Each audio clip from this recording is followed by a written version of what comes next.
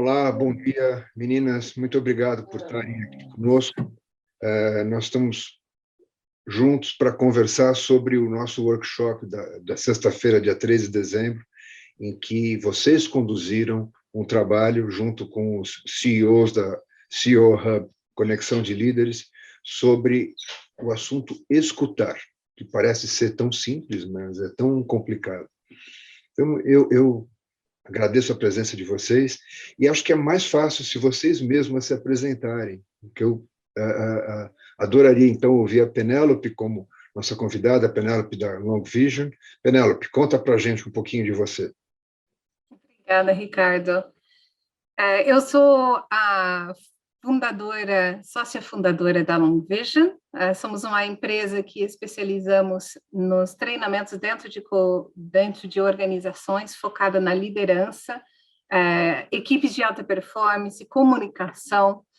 E a nossa intenção é sempre de reduzir estresse e aumentar a felicidade. E o nosso por que que a gente existe, é de colocar mais compaixão no mundo e especificamente dentro das organizações. Eu sou inglesa, dá para ver no sotaque que eu não sou brasileira, sou inglesa, eu moro aqui no Brasil há 15 anos, eu sou formada na arqueologia com especialização na evolução humana, então para mim foi fascinante de entender por que somos do jeito que somos, né? Porque os nossos comportamentos não são à toa, elas vêm de uma história e isso vem de lá atrás. Então, para mim foi fascinante entender um pouco mais disso. Então, por isso que eu especializei na evolução humana. Na época não tinha cursos de psicologia evolucionária como tem hoje. Você tinha que se tornar arqueóloga para estudar isso. Também eu estou fazendo a minha trilha para ser certificada na comunicação não violenta pelo Centro do Marshall Rosenberg de Comunicação Não Violenta nos Estados Unidos, que é uma trilha que vai durar uns 3, 4 anos, é bastante intensivo. E isso me traz muita alegria. E essas duas coisas nós colocamos dentro de todos os nossos cursos e workshops. E é o ângulo, né, o olhar que a gente dá para tudo que nós fazemos dentro da Long Vision. Então, essa bagagem é um pouco eclética, né, arqueóloga, várias coisas na minha vida vêm se juntando para fazer isso. E também sou cantora de ópera, e canto um pouco quando eu puder, né? Quando eu tenho tempo, que é raro esses dias. Então, esse sou um pouco sobre mim. Muito obrigado, Penélope. É muito conveniente ter uma arqueóloga nessa discussão conosco. Márcia, fala um pouquinho de você. Você está no CEO há 12 anos já, né? Há 12 anos que você me chamou para trabalhar com líderes, né? Líderes das organizações. Isso sempre me chamou a atenção. Eu sou formada há 42 anos em psicologia, me formei pela PUC, Paraná, e trabalhei sempre com psicologia clínica, com pequenas incursões na psicologia organizacional.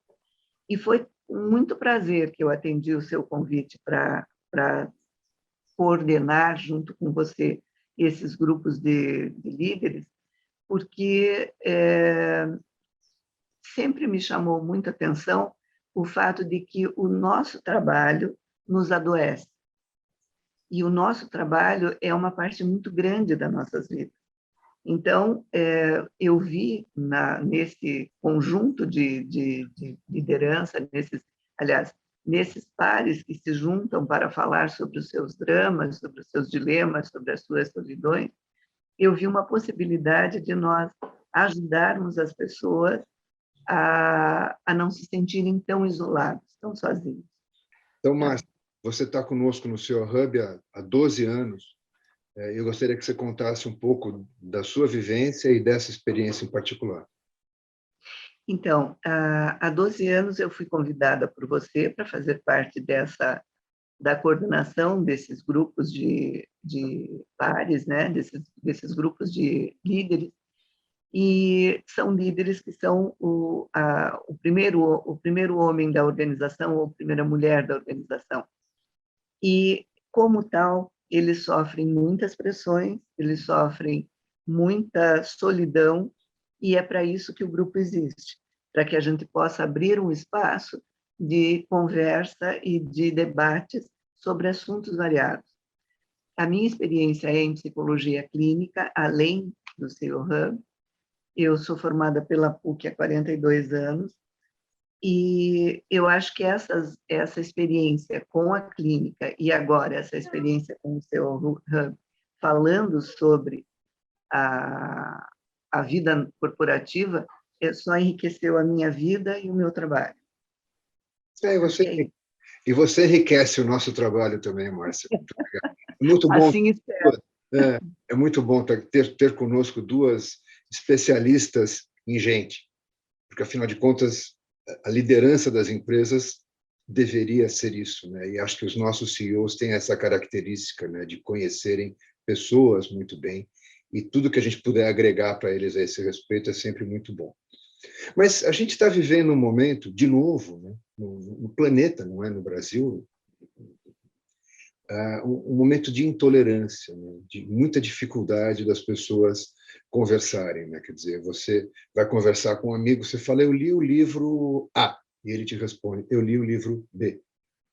Não existe uma conversa, né? Existe uma troca de afirmações, né? E isso está sendo, de uma certa forma, potencializado pelas redes sociais e pelos extremismos que a gente está vivendo. Será que nós estamos mais surdos agora do que já fomos? Penélope, eu gostaria de te ouvir. Interessante essa pergunta sua, se a gente era mais surdo ou não. Eu acho que, como você falou, dentro das redes sociais, agora tem tanta preocupação com a nossa vida, né? Se a gente vê o Facebook, se apresentar de uma certa forma. E isso cria uma surdez, sim, nós não estamos nos expondo como nós realmente somos. Então, como que nós vamos ter um diálogo genuíno, autêntica, em volta disso? E a informação que está sendo dado para nós já é a nossa opinião. Os algoritmos já estão puxando para isso. Então, escutar o outro, a opinião do outro, está sendo mais e mais desafiador dentro desse contexto das redes sociais, né? É muito perigoso ser apresentado com as informações. Antigamente, a gente buscava, né? Eu acho que nós três somos da época de ir a uma biblioteca para achar uma informação, né? Então, a gente ia procurar e ler em algum lugar alguma coisa, buscar um outro livro, ler uma outra coisa, daí buscar um outro livro, outra coisa, e aí a gente formava as nossas opiniões. E hoje, não. Hoje isso chega até nós. Então, nós não estamos vendo isso. Então, como que iniciar um diálogo com alguém que tem uma opinião totalmente diferente, porque por causa das informações que eles viram? Esse é o grande desafio que a gente tem. Mas, falando do contexto maior, né, quando eu falo maior, eu quero dizer de mais tempo. Na Revolução Agrícola, antes disso, a gente era nômade e a gente estava baseado nas nossas necessidades. Então, necessidade para recursos, para água, para comida, essas coisas. E aí a escuta estava ali para sobrevivência. Quando a gente teve essa mudança para a Revolução Agrícola, a gente ficou em um lugar só, a gente domesticou os animais, também as plantas, etc., e a gente teve uma riqueza, uma abundância de recursos. E aí começou uma cultura de dominância, que tá, eu tenho mais agora, quem merece? E aí entra o julgamento de merecimento, dessas coisas. Então, naquele período, essa transição, eu já estou começando a olhar para dentro de mim, eu tenho alguma coisa, quem merece isso? Já estou olhando para o julgamento, começando isso, e aonde há julgamento, é muito difícil escutar. Porque eu já formei a minha opinião, já sei o que eu quero. Então, como que eu vou ter um diálogo aberto, genuíno, autêntico com outra pessoa, se eu já estou com julgamento de o que eu penso sobre eles ou elas, ou a situação? E isso foi desenvolvendo desde lá até que estamos aqui hoje com essa situação Desculpa, Você tá na ali, fazenda. eu estou na fazenda. Então, como que a gente chegou até esse ponto dos registros sociais? A gente precisa olhar para a nossa história para ver isso. Isso é um pouco de como que eu vejo as coisas hoje e no passado. Legal. O teu galo também nos alerta. Sim. E, Márcia, o que você acha disso? E eu acho muito interessante a colocação que a Penélope faz, né? Mas eu tenho a impressão que a gente tende sempre a ser saudosista quando olhamos para o passado e dizemos lá que era bom, etc., lá nós ouvíamos. Eu não acredito que seja exatamente assim. Eu acho que hoje nós ouvimos, como você bem lembrou, Penélope, a questão toda dos algoritmos, né? Como a nossa visão do Facebook ou do Instagram, ela está direcionada àquilo a reforçar o teu próprio pensamento, né?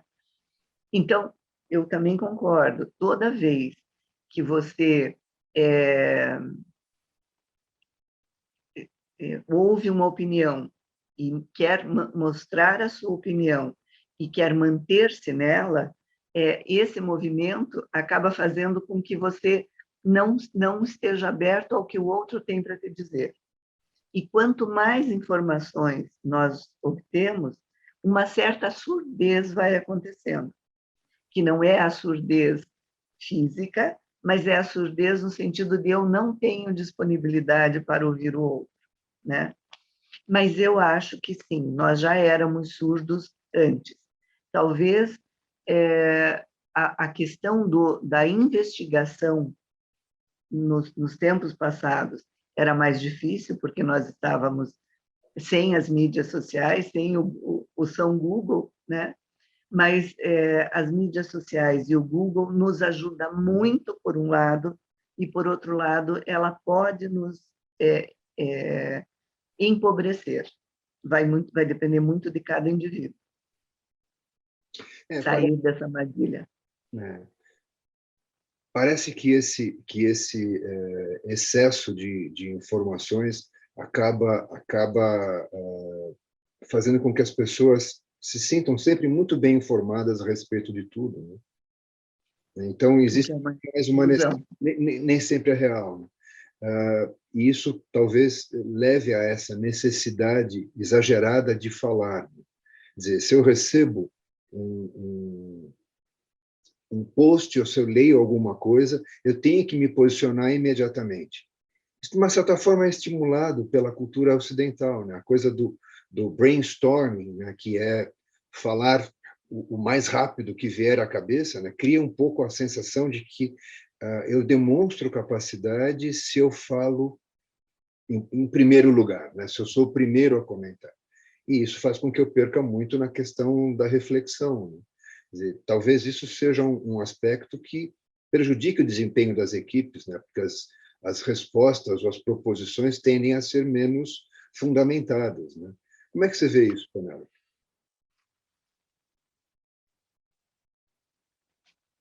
Tinha me tirado o mudo ali, para o galo não interferir. O galo não atrapalha, Penélope, fica tranquilo.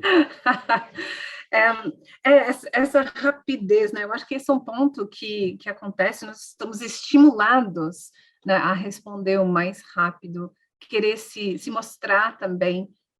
Eu vejo que dentro das organizações tem uma certa competição, aí a competição saudável, que é eu contra eu, mas tem em várias organizações essa competição com o outro, né?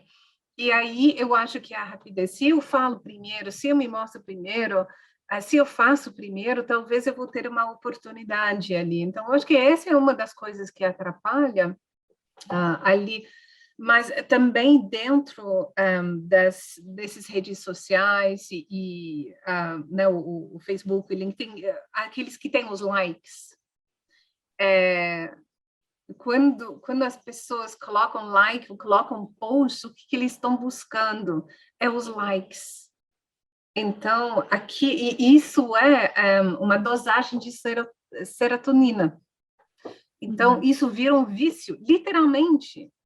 Estamos viciados nisso, porque cada vez que eu recebo um like, eu tenho uma dose de serotonina. Então, isso é muito perigoso, porque como você falou, talvez eu não vou refletir sobre alguma coisa. Eu já quero uma resposta, eu já quero a informação ali. Então, está ficando muito mais rápido. E as gerações mais jovens, né, é tudo instantâneo. Precisa de uma gratificação instantânea sobre as coisas. E aí, de novo, onde haja o espaço para a escuta.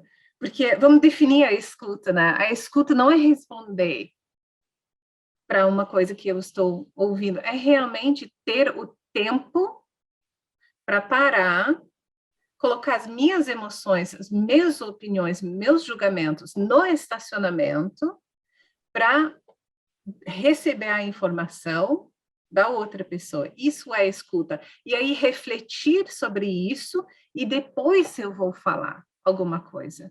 E o que nós vemos hoje é, assim, eu vou responder do que eu acho, independentemente se isso cabe dentro da conversa também. Como você falou no começo, né? Eu estou falando sobre livro A e aí a pessoa, não, é livro B. Então, a rapidez, a escuta verdadeira, ela precisa de tempo, ela precisa que a pessoa esteja presente,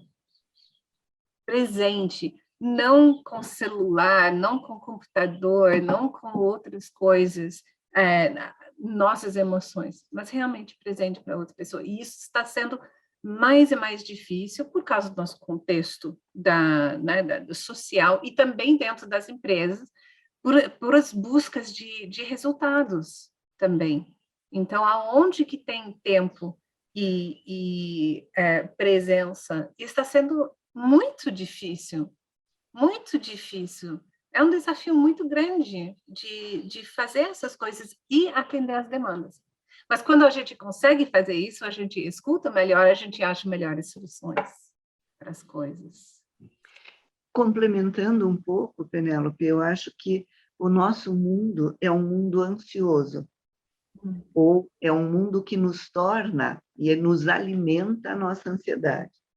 Então, se nós somos ansiosos, se nós somos competitivos, nós vamos ser reativos. E, portanto, quanto maior for, mais reativa for a pessoa, menos reflexiva ela vai ser. Né? Porque ela não vai interagir de uma forma reflexiva, ela vai interagir de maneira sempre ansiosa. Né? Sempre vai ter uma ansiedade presente. Na corporação é porque ela está atrás de resultados, na vida é porque ela não tem tempo para fazer as coisas, então ela faz um monte de coisas ao mesmo tempo. Ela não está presente porque ela está sempre adiantando, antecipando-se ao que ela precisa fazer. Então, realmente, o panorama não é muito alvissareiro.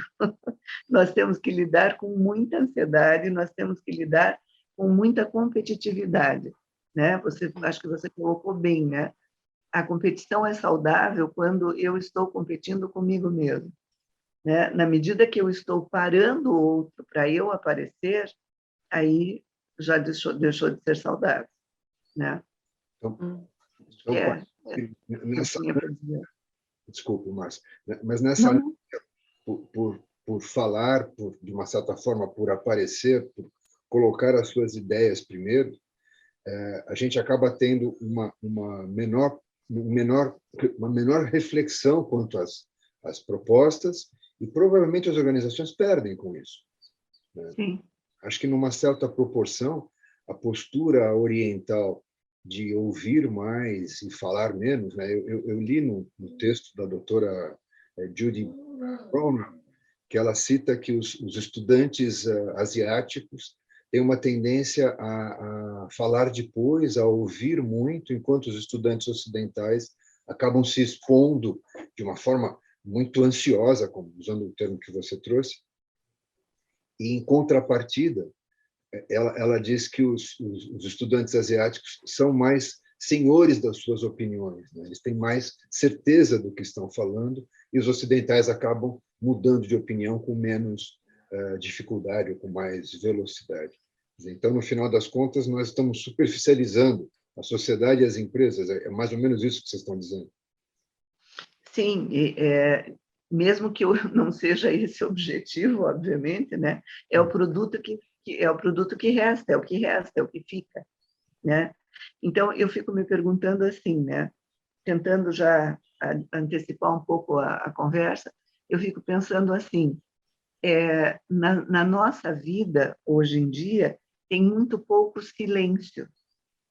Então, é muito comum, no momento em que você vai a um restaurante, por exemplo, claro que agora a gente está voltando, né, a frequentar restaurantes e tal, mas, enfim, mesmo antes da pandemia, quando a gente ia a um restaurante, de repente você se pegava tendo que gritar para poder ouvir o que o outro está falando do teu lado, né? Por exemplo, o teu convidado ou a pessoa com quem você saiu para jantar, de repente você tem que gritar porque o som do ambiente é muito alto. Então, essa necessidade de, mesmo no lazer, eu ter que falar e ter que falar cada vez mais alto, né, é o oposto do movimento de acolhida que a escuta necessita. A escuta necessita de um silêncio interno, e esse silêncio interno está muito difícil de se conseguir. Eu acho que você colocou muito bem, para mim, ressoa muito esse comentário seu. A gente precisa desse silêncio. É interessante, né? Porque lendo os textos, né? Aquele famoso texto do Rubem Alves, a escutatória, e os textos e as opiniões da doutora Judy Brownell, que é uma das maiores especialistas em listening do momento, né? Ela é professora da Universidade de Cornell, ou Cornell, me corrige o sotaque, Penélope. Mas ambos dizem do esforço para escutar.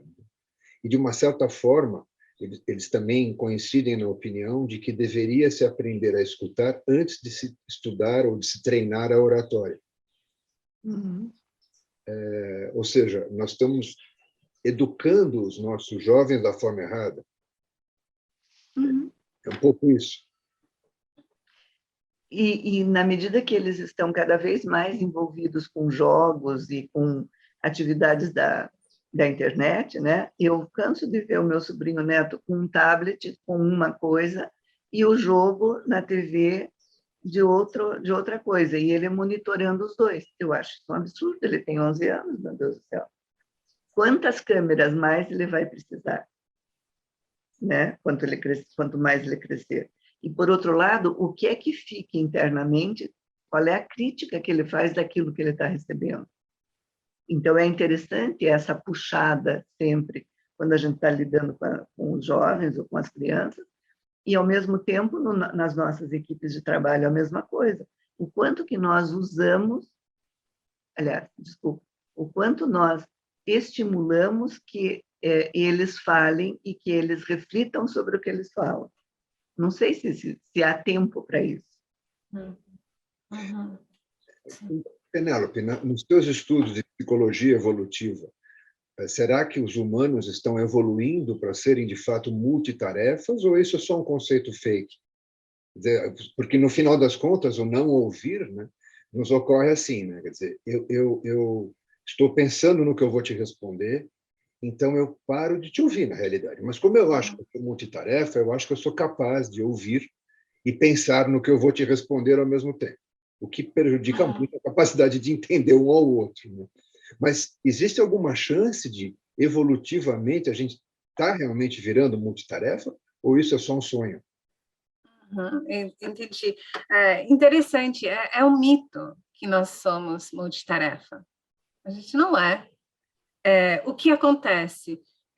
Nós podemos mudar de uma atividade para outra, mas o cérebro sempre vai ter aquele índice depois de mudar de tarefa. Eu estou fazendo uma coisa aqui, alguém me chama, aí a minha atenção vai lá, daí eu tenho que voltar para cá, né, uma mensagem aqui, tudo isso requer tempo. Pode ser um tempo mínimo, mas ela requer tempo.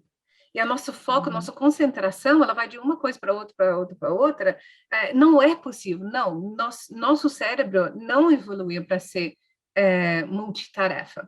Agora, quem sabe no futuro que a gente fica melhor nisso? Pode ser que sim, mas eu duvido. Porque existe esse negócio que se chama tempo. Ela não vai desaparecer. Né? E requer esse tempo para o nosso cérebro, as vias neurais, requer tempo para viajar dentro do nosso próprio cérebro, não tem como, não. Então, eu acho que isso sempre vai impedir a multitasking. Mas a gente tem a impressão, infelizmente, que a gente consegue. Aí eu acho que eu posso, porque eu não percebo esse tempo. Esse é o perigo. Eu não percebo esse tempo, essa troca. Então, o mais que eu não percebo, eu vou fazendo as coisas e aí eu acabo fazendo um monte de coisa, mas será que é a melhor forma de fazer? E na escuta, com certeza, nós precisamos, como eu falei antes, colocar no estacionamento para escutar o outro. E eu quero só dar uma volta para o que você falou ali somos ensinados a fazer oratório antes do escutatório, né? Antes de escutar. E é verdade, nós temos o nosso curso de técnicas de apresentação, que é muito popular dentro das empresas. Uhum. Então, nós vamos lá para ensinar pessoas a se expressar melhor, a se comunicar melhor, e essa demanda, ela é grande, felizmente. Mas os cursos de escutar, como estão ficando? Agora está começando a ter cursos sobre escutar. Agora que esses os nossos workshops assim estão sendo buscados, procurados, porque eu acho que a pandemia trouxe uma coisa para nós, que é a gente precisa de empatia, de compaixão, a gente precisa escutar, porque todo mundo está muito mais estressado. Com muito mais acontecendo, muito mais pesado. Então, isso virou uma necessidade. Eu acho que antes não era uma necessidade vista, né? Claro, era uma necessidade, mas a gente não via tanto. Eu acho que hoje, com a pandemia, isso está sendo muito mais procurado e precisamos aprender a escutar. É uma coisa que deve ser ensinado na escola. E eu já ouvi participantes nossos falando sobre a escuta e a vulnerabilidade, que no MBA foi ensinado essa coisa não, você coloca a sua resposta ali, porque você precisa se colocar. E a outra coisa que, não, vulnerabilidade, você não deve estar mostrando vulnerabilidade, isso é uma fraqueza. Isso está sendo ensinado dentro de um MBA. Esse é o desafio que a gente tem. Essa é a importância do nosso trabalho, e o trabalho do CEA Hub é fundamental para poder abrir isso, porque quando a gente se conecta através da escuta, a gente se comunica melhor, os resultados são melhores, as soluções são melhores, as pessoas são mais conectadas, têm mais compaixão, têm mais empatia, tem menos estresse, mais felicidade. É fundamental isso, fundamental. Márcia, teve um estudo interessante, né, do David Kahneman sobre velocidade do pensamento, né?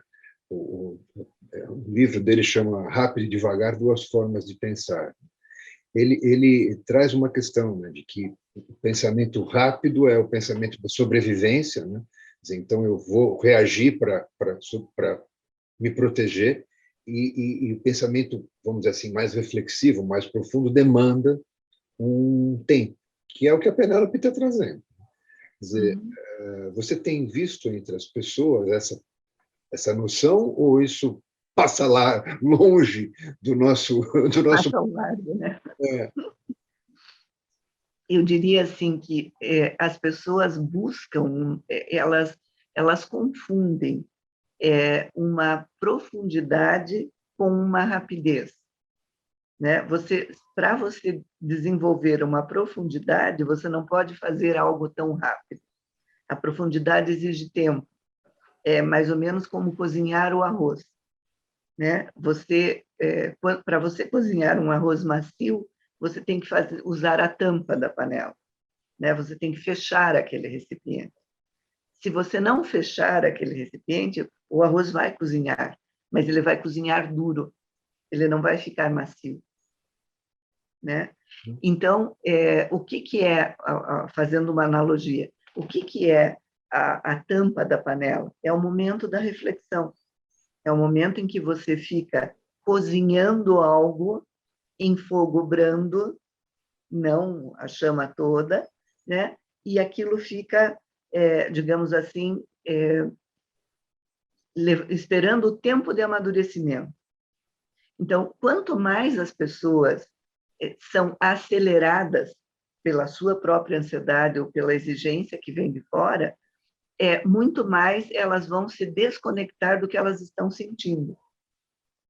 Então, não quer dizer que ela tenha que viver mergulhada no que lhe acontece. Então, por exemplo, grandes momentos de perdas na minha vida, eu passei trabalhando. Eu perdi meu pai, eu perdi minha mãe, e eu estava trabalhando.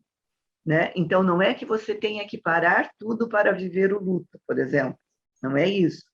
Mas você não pode achar que você vai trabalhar naquele momento da mesma forma que você trabalha sem aquela emoção. Então, reconhecer a emoção, né, que está acontecendo e o que aquele tema me traduz, isso é extremamente importante. Então, por exemplo, a escuta pode me deixar extremamente tensa, dependendo da pessoa. Né? Porque para ela é mais fácil ir nas respostas automáticas. Então, quando a Penélope fala da vulnerabilidade que não pode ser mostrada, meu Deus do céu, nós não somos máquinas, nós somos humanos. Eu canso de receber pessoas que dizem, mas eu não quero ficar corado. E quanto mais ele não quer ficar corado, mais corado ele fica. Né? Porque ele enrubesce justamente porque ele não está aceitando aquilo, ou porque ele foi surpreendido, ou qualquer coisa do gênero. Né? Então, se ele diz, nossa, essa pergunta me pegou de surpresa, vamos supor, né? Ele já tem um tempo aí para abaixar a emoção e acolher essa emoção, que é a surpresa. E aí ele se debruça sobre o tema. Então, na verdade, eu acho que o trabalho da gente, independente de ser da psicoterapia, mas o trabalho da gente é sempre acolher e identificar o que se sente. Né? Não estou gostando desse projeto. Esse projeto não me diz o que é para você, até chegar a um destrave, digamos assim, né? Para que a meta seja alcançada, para que o objetivo seja alcançado. Ninguém está dizendo que não se deve alcançar os objetivos, né? Mas talvez a velocidade com que se exija isso impede o indivíduo de fazer uma escuta, tanto interna quanto externa. E a escuta exige, principalmente, uma paz interior. Né? Um espaço interior. Se não paz, pelo menos um espaço interior. Okay. Acho que é isso que a Penélope tem dito. Ok, então eu queria fazer uma pergunta final para vocês. Como foi? Quer dizer, os nossos presidentes que fazem parte dos grupos da CEO Hub, eles, de uma certa forma, têm uma escuta treinada, até pelo próprio processo das reuniões da CEO Hub, mas e são pessoas abertas a ouvir. Né? Como foi para vocês fazer esse trabalho com eles no nosso workshop? Eu gostaria que a Penélope começasse. Como que a experiência foi para mim? Sim. Fazendo? Isso. Eu amei. Eu amo trabalhar com vocês, na verdade. Eu estou sempre super bem acolhida. Eu acho que é um grupo de pessoas que querem mudanças, que querem fazer isso, que querem fazer o seu melhor e estão buscando. isso. Eu tenho uma tremendo respeito para cada um que está na sala, e nós estamos ali para a mesma coisa. Então, também é mais fácil colocando as coisas, porque já tem né, uma receptividade ali. Mas o que eu gosto muito é as discussões que acontecem, né, que eu coloco um tema e não é simplesmente aceito.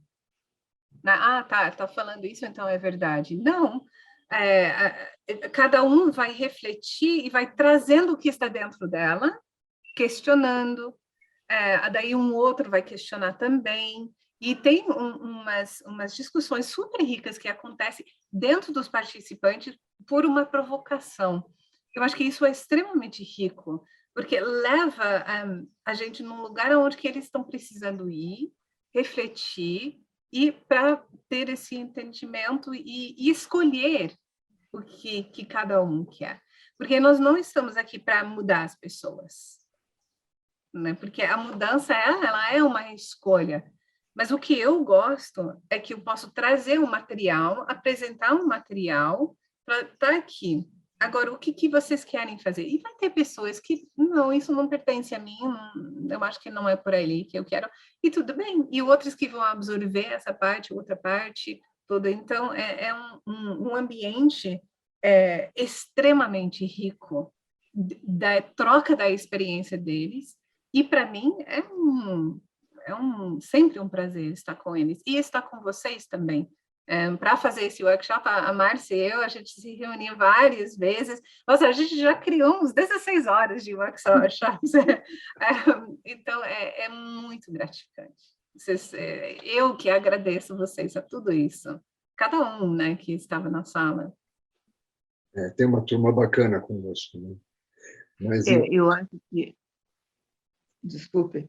Eu acho que o nosso grupo é um grupo super interessante, porque eles acolhem tanto a Penélope quanto acolheram o tema, né? Porque a escolha do tema foi digamos assim, o que acontece nos bastidores do radicalismo, né? A solidão que o radicalismo nos propõe, né?